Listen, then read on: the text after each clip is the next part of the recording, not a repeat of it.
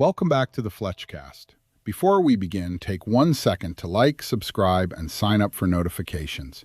It helps us grow the Multicultural Club and ensures that you do not miss the conversations that directly affect our community.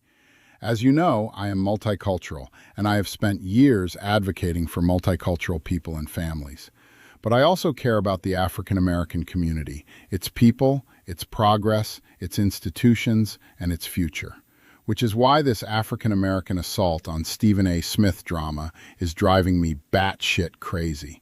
It is stunning, it is appalling, and frankly, it is profoundly sad. This does not look like a community thoughtfully challenging one of its most prominent voices. It increasingly looks like a community attempting to humiliate, dehumanize, and racially excommunicate one of its own because he expressed opinions that other people found unacceptable. Let me be clear. Stephen A. Smith can be criticized. Stephen A. is loud. He can be unnecessarily personal, and he can be wrong. If he makes a false statement, correct it. If his argument is weak, dismantle it. If he unfairly criticizes an African American woman or anyone else, hold him accountable. But that is not what is happening here.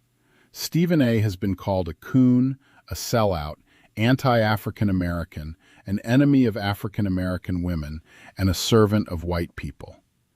D.L. Hughley said Stephen A. gave off, quote, "I'm going to tell massa energy." Massa? Reducing this man to a slave because he expressed an opinion? That is not a rebuttal. That is not a factual response. That is an attempt to strip an African American man of his racial identity because he expressed an opinion, criticized an African American woman, and appeared on Fox News.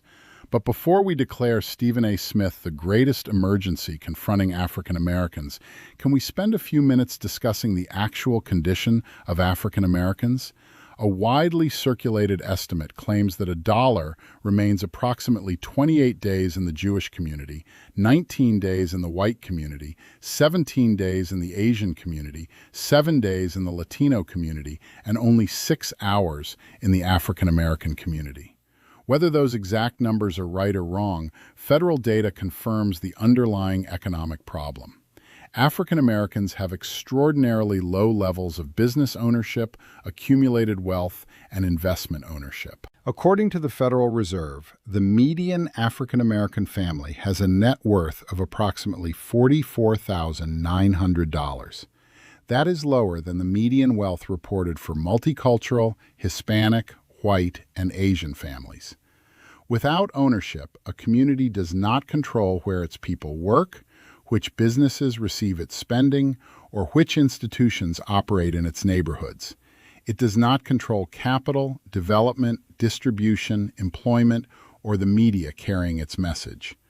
Without economic power, people can protest, they can march, they can complain, they can demand, but ultimately they can do nothing.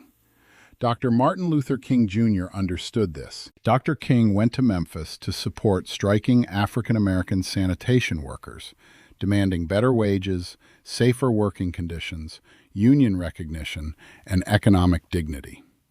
Dr. King was assassinated while pursuing economics.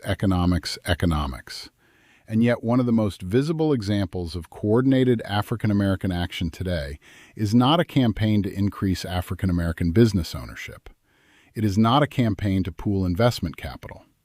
It is not a campaign to purchase property, create jobs, build financial institutions, or teach children how to own stock. It is a coordinated campaign to punish Stephen A. Smith. Think about that. Stephen A. Smith did not take African American wealth. Stephen A. Smith did not prevent African Americans from owning businesses. Stephen A. Smith did not keep African Americans out of the stock market. But listening to the fury coming from D.L. Hughley and others, you would think Stephen A. Smith, not economic powerlessness, is the emergency. What is perhaps most troubling, this coordinated vitriol feels like self-hatred presenting itself as racial loyalty. You cannot claim to love African American people while believing that an African American person loses his identity the moment he disagrees with you.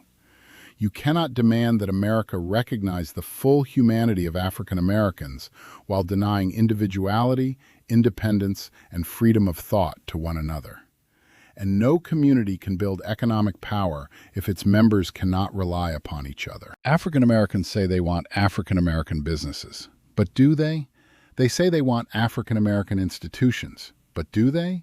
They say they want independent African American voices. But it would appear they do not.